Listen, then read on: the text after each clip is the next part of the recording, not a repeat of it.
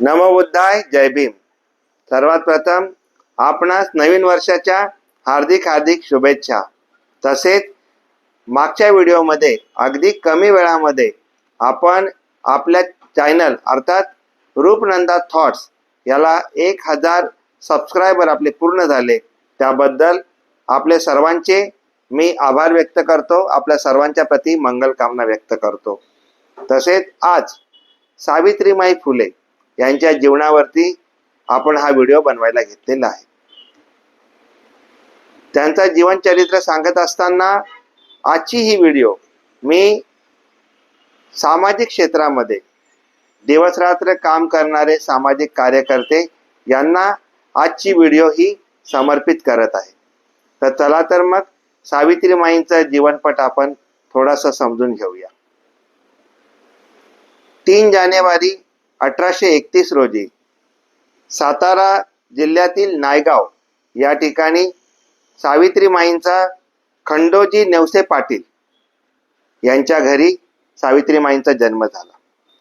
1840 ला अर्थात आपले तात्यासाहेब महात्मा ज्योतिराव फुले आणि सावित्रीमाई फुले यांचा विवाह विधी पार पडला. त्यावेळेच्या चालीरीतीप्रमाणे मुलींची आणि मुलांचे विवाह लवकर होत होते. म्हणजे आपल्या सावित्रीमाईंचं तेव्हाचं वय वर्ष 9 आणि आपले ज्योतिरावजी फुले हे अवघे 13 वर्षाचे होते. इथे एक महत्वाची गोष्ट मी नमूद करू इच्छितो की ज्या वेळेस या भारतातील मुलींची पहिली शाळा सावित्रीमाई फुले आणि ज्योतिराव फुले यांनी सुरू केली, अर्थात 14 जानेवारी 1848 ला पुण्याच्या त्या भिडेवाड्यामध्ये ही शाळा सुरू झाली. त्यावेळेस सावित्रीमाई फुलेंचं जे वय आहे ते फक्त 17 वर्ष आहे. आणि 17 वर्षामध्ये वयाच्या 17व्या वर्षी इतकं धाडसी निर्णय घेणं हे त्यावेळेस खूप मोठा हा निर्णय आहे त्यावेळेसचा. कारण तेव्हाची जी महिलांची परिस्थिती आहे, इतके महिलांवर धार्मिक बंधनं, त्यांना कुठल्याही प्रकारचं स्वातंत्र्य, समता आणि न्याय दिला जात नसताना, त्यांना फक्त चूल आणि मूल इतकं सीमित ठेवलं असताना हा निर्णय घेणं म्हणजे ही खूप मोठी केलेली क्रांती आहे असं मी म्हणतो. आणि या क्रांतीमुळेच आज सावित्रीमाई फुलेंना आपण या देशातील पहिली शिक्षिका आणि पहिली मुख्याध्यापिका म्हणून आज आपण ओळखतो. ज्यावेळेस पुण्यामध्ये भिडेवाड्यात ही शाळा चालू केली, ही शाळा चालू केल्याच्या नंतर फक्त त्या शाळेमध्ये सुरुवातीला 6 विद्यार्थिनी होत्या. परंतु 1 वर्ष संपेपर्यंत तो जो आकडा आहे तो 40 ते 45 मुलींपर्यंत गेला आणि त्यांना ते यश बघण्याची त्यांना ती संधी मिळाली. पुण्यामधली ही शाळा ही क्रांतीचं सर्वात मोठं प्रतीक आहे असं मी मानतो. कारण तिथूनच खऱ्या अर्थानं स्त्री शक्तीचा जागर हा सुरू झाला. स्त्रियांना मोकळे आकाश मिळाले, त्यांच्या पंखांना बळ मिळालं. सावित्रीमाईंच्या रूपानं या ठिकाणी प्रत्यक्ष त्यांना शिक्षणाची द्वार उघडी करणारी एक माता त्यांना लाभली. हे जे फुले दाम्पत्य आहे हे फक्त शालेय शिक्षणापुरताच मर्यादित नाही राहिले. त्यांनी त्याच्याही पुढे जाऊन फक्त स्त्रियांचा उद्धार करणं हा एकमात्र उद्देश न ठेवता त्यावेळेच्या असणाऱ्या परिस्थितीवर त्यांनी केवळ भाष्यच नाही केले, तर प्रत्यक्ष आपल्या कृतीतून त्यांनी कार्य करून दाखवलं. म्हणून आज संपूर्ण जगामध्ये महात्मा फुले आणि सावित्रीमाई फुले या श्रेष्ठ ठरतात. शिक्षणाचं महत्त्व जाणल्याच्या नंतर त्यांनी देशामधली पाहिलेली गैरबराबरी याचा त्यांनी समाचार घेतला आणि आपल्या घरी धाडसी निर्णय घेतला. आणि तो म्हणजे आपल्या घरातील जो हौद आहे तो त्या काळातील अस्पृश्यांसाठी खुलं केलं. हा जो निर्णय आहे, हा निर्णय त्या काळामध्ये घेणं म्हणजे अत्यंत मोठा पराक्रम करणं असं मी मानतो. व्यवस्थेच्या विरोधात बंड करणं असं मी मानतो. कारण पहिला जो निर्णय घेतला होता 1848चा, जी शाळा चालू केली, याचे वाईट परिणाम त्यांच्या घरातूनच सुरू झाले. लोकांनी फुलेंच्या बाबांना भेटून त्यांच्या विरोधामध्ये भूमिका घेण्यासाठी त्यांच्या वडिलांना भाग पाडलं. महात्मा फुलेंच्या वडिलांनी त्यांना फक्त दोनच पर्याय दिले. पहिला पर्याय दिला, एक तर तुम्ही दोघांनी घर सोडून जा, किंवा दुसरा, तुम्ही दोघांनी कुठल्याही संपत्तीचा, माझ्या संपत्तीचा कुठलाही हिस्सा न ठेवता, विचार न ठेवता तुम्ही या ठिकाणी राहू शकता. फुलेंनी जो पहिला विचार आहे तो त्यांनी स्वीकारला आणि गृहत्याग केलं. ज्याप्रमाणे सिद्धार्थ गौतमानं सत्याचा शोध घेण्यासाठी गृहत्याग केला, त्याच प्रकारे फुले दाम्पत्यानं स्त्री शिक्षणाचा वसा घेतला, अस्पृश्यांच्या उद्धाराचा वसा घेतला, समाजातील अनिष्ट रूढी परंपरा यांच्या विरोधात बंड करण्याचा विचार केला आणि गृहत्याग केला. गृहत्याग केल्याच्या नंतर त्यांनी 1849 ला त्यांचे अर्थात फुलेंचे जवळचे मित्र उस्मान शेख यांच्या घरी 1 मे 1849 ला त्यांनी प्रौढांसाठी शाळा सुरू केली. उस्मान शेख यांच्या घरी प्रौढांसाठी त्यांनी शाळा सुरू केली, कारण त्यांच्यामध्ये तरी कुठे शिक्षण होतं, ते पण तर अज्ञानी होते. आणि अशा वेळेस तिथे त्यांना उस्मान शेख यांच्या पत्नी फातिमा शेख यांची भेट झाली. आणि मग फुलेंच्या शाळेमध्ये आणखीन एका शिक्षिकेची भरती झाली आणि त्यावेळेस त्या फातिमा शेख ह्या सावित्रीमाईंच्या सोबत त्या शाळेमध्ये शिकवू लागल्या. बरं, हे शाळेचा प्रवास फार सोपा होता का? तर अजिबात नाही. त्यावेळेच्या चालीरीतींना मान्य होता का? अजिबात नाही. स्त्रियांना शिकवायला घेतलंय हाच त्यावेळेचा सर्वात मोठा बंड होता. अक्षरशः त्या मुलींना शाळेमध्ये आणण्यासाठी ज्या पालकांची इच्छा होती त्यांना गोणीमध्ये भरून त्या मुली लपून त्या शाळेमध्ये आणल्या जायच्या, कारण धर्माचे ठेकेदार, धर्मांधखोर त्यांच्यावरती हल्ला करत. केवळ सावित्रीमाईंवरच हल्ला नव्हता होत, त्या पालकांवर पण हल्ला होत होता. सावित्रीमाईंवर दगड, गोटे, शेणांचा मारा तर होतच होता, परंतु सामाजिक बहिष्कार घालण्याची सुद्धा भाषा त्या ठिकाणी वापरली जात होती. परंतु हे दोघं आपल्या शब्दांपासून आणि दृढ निश्चयापासून मागे हटणारे नव्हते. फुलेंनी त्याच्यावरती एक पर्याय काढला. सावित्रीमाईंना 2 लुगड्यांची व्यवस्था केली. एक लुगडा जो ते घालून जात होत्या जो खराब होत होता. एक विचार करा, आपल्या बाबतीत असं कधी घडू नये, परंतु एकदा विचार करा, जर रस्त्यात जाताना कोणी आपल्याला अपमानास्पद बोलतो, आपल्याला शिवीगाळ करतो, तर आपण त्या मानसिकतेतून, त्या धक्क्यातून, मी म्हणेन 15 दिवस काय, 1 महिना काय, कितीक वर्ष आपण निघू शकत नाही त्या धक्क्यातून. परंतु सावित्रीमाई, आमची माई, तो रोज अपमान सहन करायची. कधी कधी दगडगोट्याने ती रक्तबंबाळ पण व्हायची, परंतु तिने तिचा जो घेतलेला वसा आहे तो कधीही तिने सोडला नाही. अखंड तो वसा ती जपत राहिली. शाळेत जायच्या, लुगडा बदली करायची आणि त्या विद्यार्थ्यांना शिकवायला सुरुवात करायची. कधी कधी तर सावित्रीमाईंचा डोक्यावर दगड लागल्याच्या नंतर अक्षरशः त्या चक्कर येऊन पडत असत. त्या अवस्थेत सुद्धा त्या उठून या महिलांना शिकवत होत्या. आणि ह्या सगळ्या कामांना त्यांना हळूहळू यश येत होतं.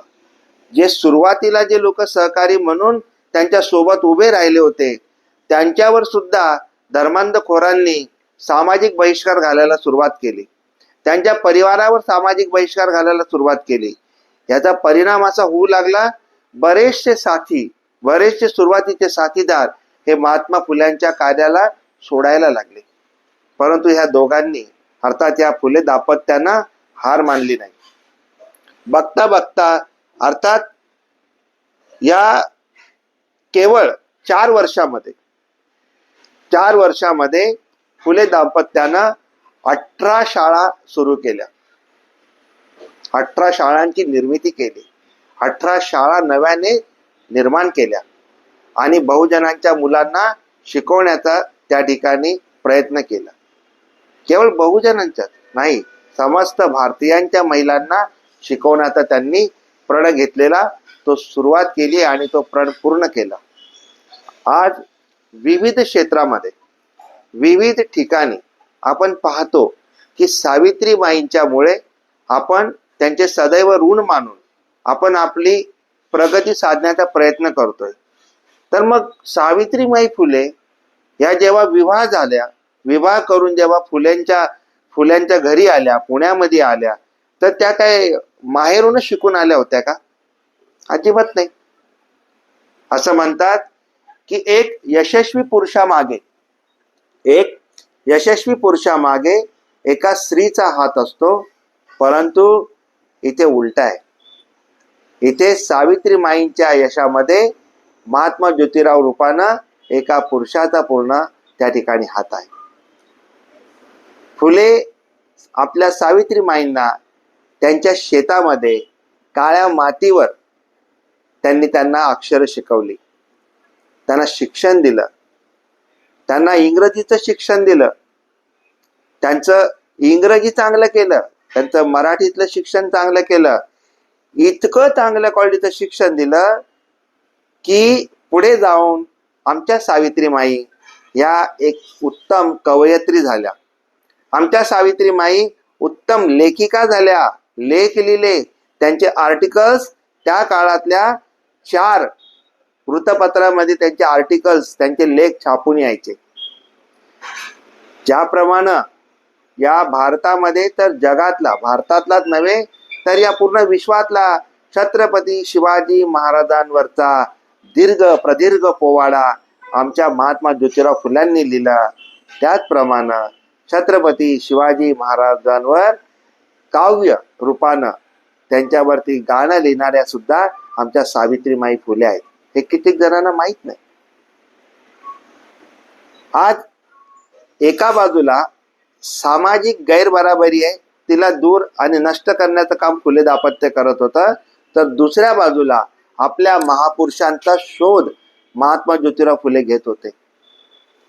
3 दिवस आपले काही सहकारी घेऊन त्या रायगडावरती महात्मा ज्योतिराव फुले त्या पाळापाचोळ्यामध्ये लुप्त झालेलं इतिहास अर्थात आमच्या महाराजांची समाधी शोधत होते.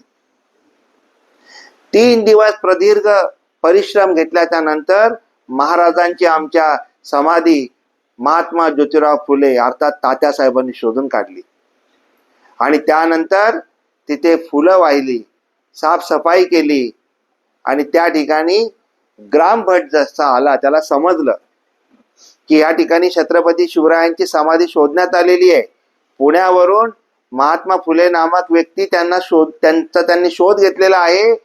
पूजा करत असताना महात्मा ज्योतिराव फुल्यांच्या कंबरड्यामध्ये त्याने ग्रामभटानं मागून लाथ घातली आणि काय बोलला, अरे हे माळ्या, या कुणबाट्याला कुठे देव करायला निघालास? बघा, कुणबीला कुणबी म्हणणं हा त्याचा सन्मान आहे, पण कुणबाट म्हणणं हा त्याचा अपमान आहे. इतका द्वेष सहन करून पचवून आज आपल्याला जी रायगडावर छत्रपती शिवाजी महाराजांची जी समाधी पाहायला मिळते, ती शोधून देणारे राष्ट्रपिता महात्मा ज्योतिराव फुले आहेत. हा सांगायचं कारण असं की फक्त सामाजिक आंदोलन इकडे चालू नव्हतं, बहुजन महापुरुषांचा असलेला इतिहास शोधण्याचं सुद्धा काम एका बाजूला चालू होतं. आणि हे सगळं करत असताना एक दिवशी अचानक रात्रीच्या वेळेस महात्मा फुल्यांना एक स्त्री जीव देताना नदीमध्ये उडी मारताना दिसली. फुल्यांनी क्षणाचाही विचार न करता तिच्या मागे उडी घेतली, तिचा जीव वाचवला. पाहिलं तर ती महिला ही गरोदर होती आणि विशेष म्हणजे केशवपन केलं होतं, अर्थात ती विधवा होती. फुलेंनी तिला घरी आणलं, तिचं सांत्वन केलं, तिला विचारलं तर समजलं की त्या महिलेला तिच्याच घरातील पुरुषांनी अर्थात नराधमानं तिच्यावर बरीच वर्षांपासून अत्याचार केला होता. त्याच्यातून ती गरोदर राहिली होती. गरोदर राहिल्यामुळे आधीच ती विधवा, त्यामध्ये ती गरोदर, तर घरातच तिला भयंकर असा त्रास होता, तिला मरण्याशिवाय पर्याय नव्हता आणि म्हणून तिने जीव दिला, जीव द्यायला ती गेली होती. आपणास सांगतो, फुले दाम्पत्यानं तिला धीरच नाही दिला, तिचं लालन पालन केलं, तिचं पोषण केलं. आणि त्या दिवशी फुलेंच्या डोक्यामध्ये कल्पना सुचली, कारण फक्त तिच्याच बाबतीत हे घडत नव्हतं. अनेक महिला ज्या विधवा आहेत त्यांना 2च शिक्षा दिल्या जायच्या. ती विधवा झाली म्हणून तिला 2 शिक्षा होत्या. एक तर तिला सती जावं लागायचं आणि दुसरी शिक्षा म्हणजे जर ती सती जातच नाही तर तिला विद्रूप केलं जायचं, तिचं केश वपन केलं जायचं. फुलेंनी पहिला निर्णय घेतला आणि आपल्या घराच्या बाहेर बोर्ड लिहिला. आणि काय लिहिलं त्या बोर्डवर? विधवांचं माहेरघर. विधवांचं माहेरघर. आपण काय म्हणतो, पुणे हे शिक्षणाचं माहेरघर आहे. तर पहिली बोर्ड तिथे लागलं फुलेंच्या घराच्या बाहेर, ते म्हणजे विधवांचं माहेरघर. फक्त विधवांचं माहेरघर म्हणून बोर्ड नाही लावला, त्याच्यावर आणखीन 2 वाक्य लिहिली.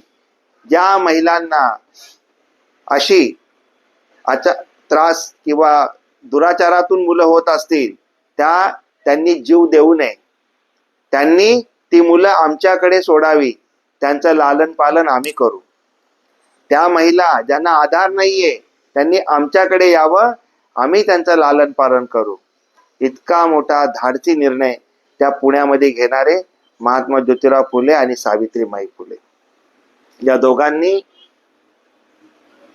एवढ्यावरच न थांबता, जी पहिली महिला त्यांना भेटली होती, जिचं बाळंतपण त्यांनी केलं, तिला मुलगा झाला, त्या मुलाला फुले दाम्पत्यानं दत्तक घेतलं.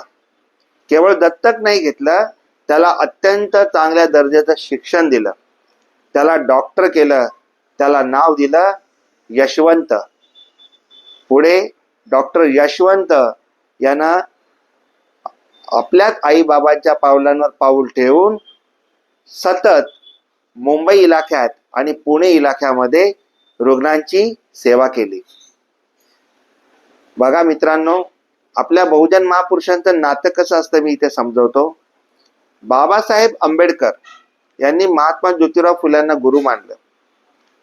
बाबासाहेब आंबेडकर एका बाजूला शिक्षणामध्ये पदवी घेतली आणि 12 डिसेंबर 1912 म्हणजे 12/12/1912 बाबासाहेबांना पहिलं अपत्य झालं, आणि अर्थात भैयासाहेब. आणि बाबासाहेबांनी आपल्या पहिल्या मुलाचं नाव यशवंत ठेवलं.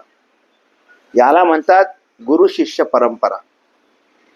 बाबासाहेबांनी आपल्या मुलाला यशवंत नाव देणं, याचाच अर्थ असा होतो की महात्मा ज्योतिराव फुल्यांच्या कार्याला समर्पण करणं, अभिवादन करणं होय. पुढे डॉक्टर यशवंत यांनी केवळ पुण्यामध्येच नव्हे तर मुंबई इलाख्यात मी आधी बोलल्याप्रमाणे रुग्णांची सेवा केली. रुग्णांची सेवा करत असताना 1897ला प्लेग सारखा आजारानं थैमान घातला होता. प्लेगच्या आजारामध्ये त्या ठिकाणी अनेक लोक मृत्युमुखी पडत होते, मुलं मृत्युमुखी पडत होते. त्यांची सेवा अर्थात सावित्रीमाई फुले आणि डॉक्टर यशवंत करत होते. तोपर्यंत महात्मा फुलेंचं निर्माण झालं होतं 1890ला. महात्मा ज्योतिराव फुलेंचा त्यावेळेस मृत्यू झालेला होता. 1890ला ते गेलेत. त्यानंतर फुलेंचं राहिलेलं काम जसंच तसं सावित्रीमाई फुलेंनी अखंड तो काम चालू ठेवला होता. या प्लेगच्या आजारामध्ये रुग्णांची सेवा करत असताना इथे मुद्दाम नमूद करून देतो की त्यावेळेचा जो गायकवाड म्हणून तेव्हाचा पूर्वाश्रमीचा महार, त्यांचा मुलगा 11 वर्षाचा मुलगा हा प्लेगमध्ये मृत्यूशी जेव्हा झुंज देत होता, तेव्हा सावित्रीमाई फुलेंनी त्या मुलाला चादरीत गुंडाळून आपल्या खांद्यावर घेऊन 8 किलोमीटर सावित्रीमाई त्या मुलाला घेऊन 8 किलोमीटर चालत होती, धावत होती. त्यावेळेस तिला त्या प्लेगच्या आजाराचे तिला प्रादुर्भाव झाला आणि या प्लेगच्या आजारामध्ये सावित्रीमाई फुलेचा मृत्यू झालेला आहे. बहुजनांची सेवा करता करता तिला मृत्यूला ती प्राप्त झालेली आहे. मित्रांनो, आज त्याग, समर्पण याचं सर्वात मोठं प्रतीक म्हणजे सावित्रीमाई फुले आणि महात्मा ज्योतिराव फुले, ज्यांच्या त्यागातून हा संपूर्ण भारतीय समाज आज उभा आहे. ज्यांच्या शिक्षणाच्या दिलेल्या खुले केलेल्या दारातून आज संपूर्ण महिला समाज नव्हे, स्त्रीच नव्हे तर संपूर्ण भारतीय समाज हा शिक्षण घेत आहे. कारण सावित्रीमाई फुलेंच्या आणि फुल्यांच्या शाळेमध्ये तर्कशास्त्र सारखा विद्यार्थी शिकवला जायचा. मुक्ता साळवे नावाची अगदी लहान मुलगी त्यावेळेस प्रश्न विचारते, माझा धर्म कोणता, लिखाण करते. इतकी ताकद तर्कशास्त्र, तर्क करायला भाग पाडणारा एज्युकेशन या देशामध्ये आजपासून 190 वर्षापूर्वी होता आणि तो फुले दाम्पत्यांच्या शाळेमध्ये होता. प्रश्न विचारण्याची धमक विद्यार्थ्यांमध्ये निर्माण करणारा शिक्षण हा महात्मा ज्योतिराव फुलेंच्या शाळेमध्ये शिकवला जात होता. इथे एक गोष्ट मी आवर्जून नमूद करतो की फक्त शिक्षण, सामाजिक काम याच्याही पलीकडे आणखीन एक गोष्ट होती, ती म्हणजे सामाजिक क्रांती. ज्या महिलांचं केशवपन केलं जायचं, पुण्यामध्ये महात्मा फुले आणि सावित्रीमाई फुलेंनी न्हाव्यांचा संप घडून आणला. हा देशातील सर्वात मोठा एक ऐतिहासिक संप म्हणून याला मानलं जातं. तिथे फरमान काढलं गेलं की ज्या विधवा स्त्रिया आहेत त्यांचे आम्ही केस वपन आजपासून करणार नाहीत. हा फरमान काढायला भाग पाडणारे म्हणजे आपले फुले दाम्पत्य. एवढ्यावरच ही क्रांती थांबत नाही, तर ज्या वेळेस 1890ला फुलेंचा मृत्यू होतो त्यावेळेस अनिष्ट प्रथा, अनिष्ट रूढीच्या विरोधामध्ये जाऊन सावित्रीमाई फुले या स्वतः आपल्या पतीला अग्नी देतात. ही पण त्यावेळची सर्वात मोठी क्रांती आहे. आज सन 2025 सुरू झालंय.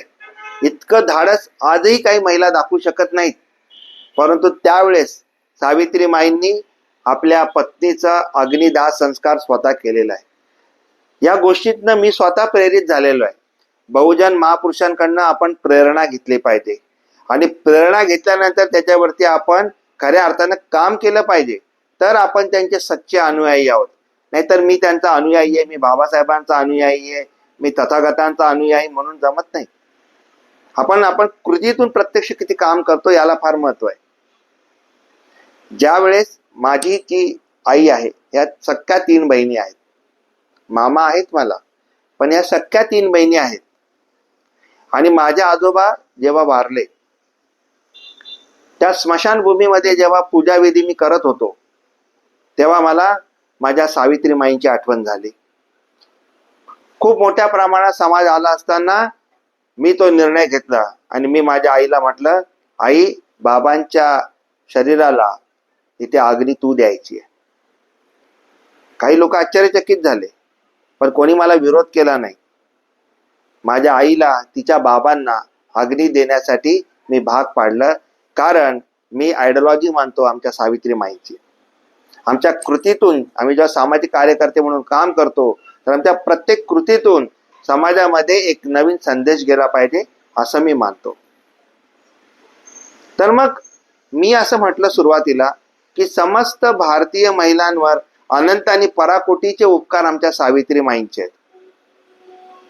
म्हणजे एक गावच्या सरपंच बनण्यापासून तर देशाच्या राष्ट्रपती, बघा, राष्ट्रपती या शब्दामध्ये सुद्धा पती, राष्ट्रपती शब्द आहे, परंतु तिथे सुद्धा आमच्या महामहिम प्रतिभाताई पाटील या देशाच्या राष्ट्रपती बनलेल्या आहेत. आमच्यासाठी अभिमानास्पद गोष्ट आहे.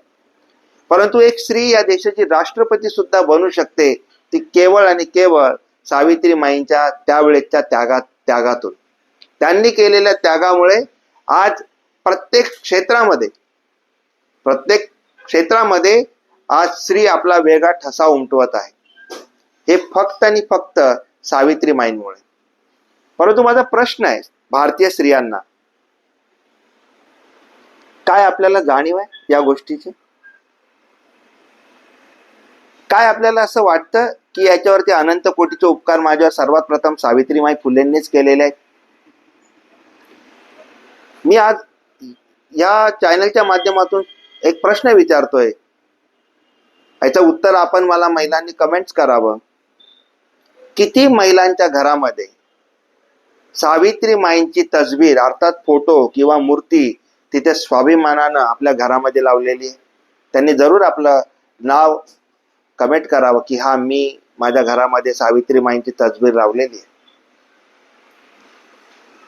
मी म्हणतो सावित्रीमाईंनी जे जे तुमच्यासाठी महिलांसाठी जे जे प्रयत्न केले त्याला कायदेशीर तुम्हाला मान्यता मिळवून देण्यासाठी बाबासाहेबांनी आपल्या संपूर्ण आयुष्याचा खटाटोप करून भारतीय संविधानामध्ये आपणास स्वातंत्र्य बहाल केलं. सगळ्या तरतुदी त्याच्यामध्ये लागू केल्या. आणि बाबासाहेबांच्या आदर्श आयडिओलॉजी छत्रपती शिवाजी महाराजांपासून तथागतांपासून तर महात्मा ज्योतिराव फुल्यांच्या कार्यापर्यंतची आयडिओलॉजी त्यांनी जशीच्या तशी त्या भारतीय संविधानामध्ये अंमलात आणली. सर्व तुमचे न्याय हक्क अधिकार तुम्हाला मिळवून दिले. आज सावित्रीमाईंची तस्वीर आमच्या घरामध्ये पाहिजेच, कारण त्यांच्या उपकाराची फेड आम्ही करू शकत नाही. अनंत पराकोटीचे उपकार सावित्रीमाईंच्या आमच्यावर आहेत, परंतु आम्ही त्यांचं काहीतरी काम करणं गरजेचं आहे. 365 दिवस वर्षाचे आम्ही आमच्या पद्धतीनं आम्ही आमचा बहुजन समाजातील महापुरुष महामातांचं काम करणं गरजेचं आहे. आणि तो आम्ही केलाच पाहिजे, कारण हा काम करण्यासाठी अमेरिका लंडन युरोपवरून लोक येणार नाहीये. आपल्यालाच आपल्या महापुरुषांचं काम करावं लागेल, महामातेंचं काम करावं लागेल. आपल्याला जनजागृती करावी लागेल. आपल्याला सर्वांमध्ये जाऊन आपल्यासाठी काय केलंय हे सांगावं लागेल. तेव्हा ह्या कामाचं जी व्याप्ती आहे ती अमेरिका लंडन युरोपला आपल्या माध्यमातून जर पोहोचत असेल, आणखीन तिकडे काम त्या देशांमध्ये जर आपले बहुजन महापुरुष आपण कुठेतरी निमित्त मात्र खारिता वाटा जर उचलत असेल तर आपण केलेलं काम हे कुशल कर्म होईल. म्हणून बहुजन महापुरुष ज्यांनी अख्खी हयात आमच्यासाठी घालवली, सावित्रीमाई फुले जर प्लेग सारख्या आजारामध्ये रुग्णांची सेवा करत राहिली नसती तर त्या तेव्हा लगेच वारल्या नसत्या. आपल्यासाठी त्यांनी मृत्यू पत्करलेला आहे, आपल्यासाठी त्यांनी मृत्यूचा स्वीकार केलेला आहे. आणि तोच आदर्श डॉक्टर यशवंतनी घेतलं. पुन्हा 1905 पुन्हा प्लेग सारखे आजार आल्याच्या नंतर रुग्णांची सेवा करता करता डॉक्टर यशवंत यांचा मृत्यू झालेला आहे. किती हा त्याग, किती हा मोठा त्याग आणि समर्पण. मग आपल्याला काय करायचं आहे? आपल्याला आपल्या पद्धतीने आपल्या परीने आपला व्यवसाय आपली नोकरी आपलं काम सांभाळून आपल्यावर अनंत आणि पराकोटीचे उपकार असणारे आपले बहुजन महापुरुषांचा वारसा आपल्याला लोकांपर्यंत पोहोचवायचा आहे. तर हा वारसा आपण कसे पोहोचू शकतो? मला एक पर्याय असा वाटतो, आपण जास्तीत जास्त पहिले सज्ञानी होणं गरजेचं आहे. आज युट्यूबवर अनेक माध्यमातून सोशल मीडियावर आपल्या महापुरुषांना आपण वाचलं पाहिजे. त्यांच्यावर प्रकाशित होणारी पुस्तकं आपण वाचली पाहिजेत. आपण अभ्यास केला पाहिजे. जितका आपण अभ्यास करणार तितकं आपण लोकांमध्ये जागृती करण्यासाठी सक्षम होणार. आपल्या कृतीतून आपले संस्कार आपले दिसले पाहिजे. मी तरुणांना आव्हान करेन, आता प्री वेडिंग सारखा विषय आलेला आहे. प्री वेडिंग सारखा विषय, पहिले प्री वेडिंग होते ते शूट केले जातात व्हिडिओज, आणि मग विवाह सोहळ्यामध्ये ते मोठ्या स्क्रीनवर दाखवले जातात. तर मी तरुणांना आव्हान करेन की का नको त्या वधूने आणि वरानं महात्मा फुले आणि सावित्रीमाई फुले बनावं, एक चांगला मेसेज समाजामध्ये द्यावा.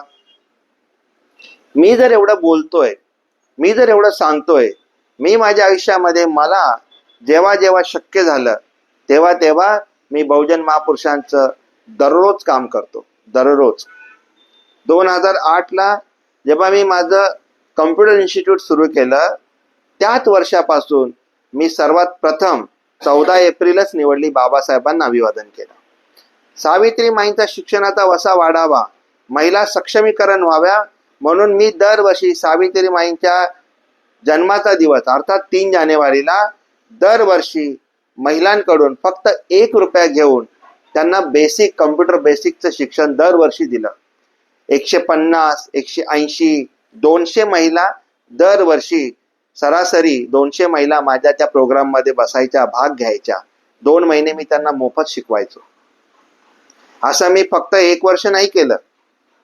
तर ही जी प्रक्रिया आहे ही सन 2016 पर्यंत अखंड मी चालू ठेवली. याचा परिणाम असा झाला की मला माझ्या सावित्रीमाई फुलेमुळं मला एकदा नाही, दोनदा नाही, तीनदा नाही, 6 वेळा, तब्बल 6 वेळा मला समाजभूषण पुरस्कार मिळाला. नाशिकमधून सत्यशोधक समाजानं मला तो पुरस्कार दिला.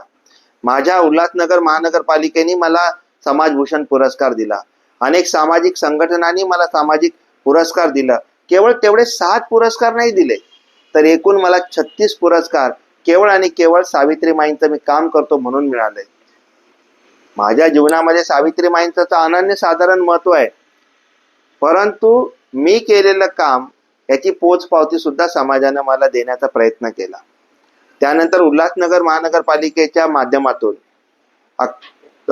NULM जो डिपार्टमेंट आहे त्याच्या आदरणीय संजीवनी अमृतसागर मॅडमनी माझ्याशी चर्चा केली की आपण महिला बचत गटांच्या महिलांना सावित्रीमाई आमच्या जेवढ्या बहुजन महामाता आहे यांना सांगू शकतो का, यांचा काही कार्यक्रम घेऊ शकतो का आपण.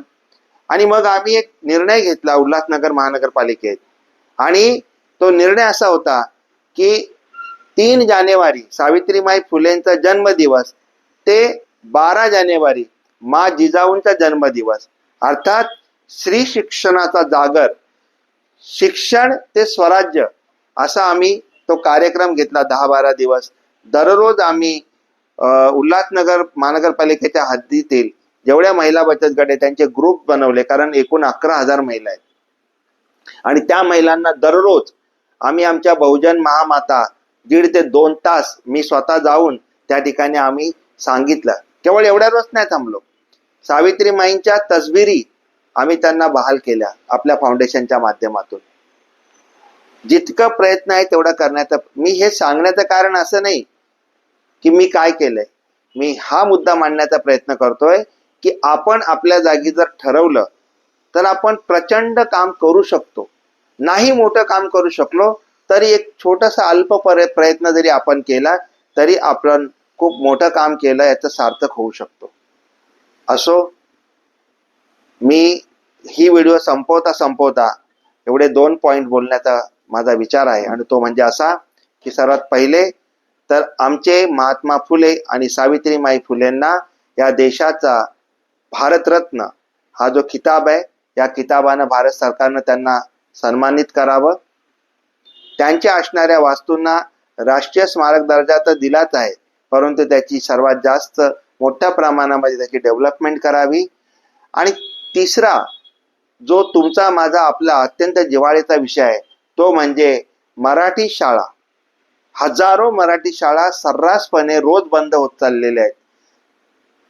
बाबासाहेब म्हणतात KG to PG पर्यंत जो शिक्षण आहे हा सक्तीचं आणि मोफत असावं.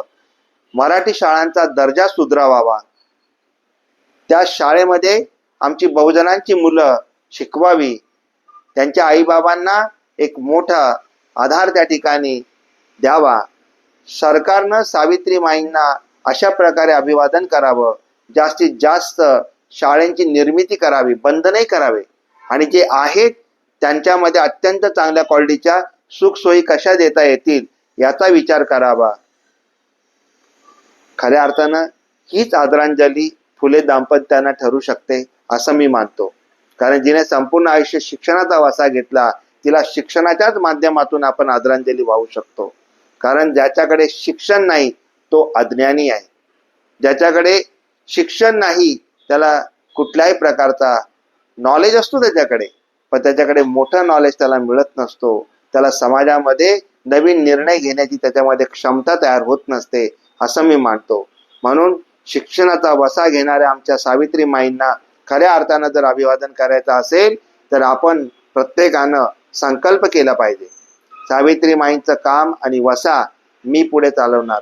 मी जर सावित्रीची लेक आहे, मी आमच्या महिलांना सांगतो, मी जर सावित्रीची लेक आहे तर मी माझ्या सावित्रीमाईंचं काम दिवस रात्र करण्याचा प्रयत्न करीन. एवढा जरी संकल्प केला तरी सुद्धा ही व्हिडिओ बनवण्याचं सार्थक होईल. पुनश्च सावित्रीमाईंच्या जयंती दिनी अर्थात 3 जानेवारी निमित्त मी आपणा सर्व भारतीयांना हार्दिक हार्दिक शुभेच्छा देतो.